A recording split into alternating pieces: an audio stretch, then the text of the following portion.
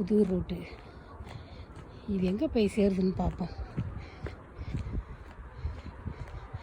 எல்லாம் இந்த தைல மரம் தான். காய் இருக்கா?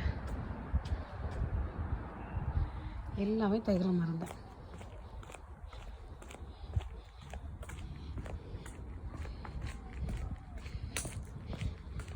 இதில் சைக்கிள் ஓட்டலாம் பட் மெதுவாக போகணும். இந்த பாதை நல்லா இருக்கே.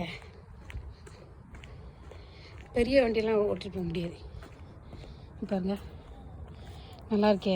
இது நம்ம கொடை ஹைட்டு.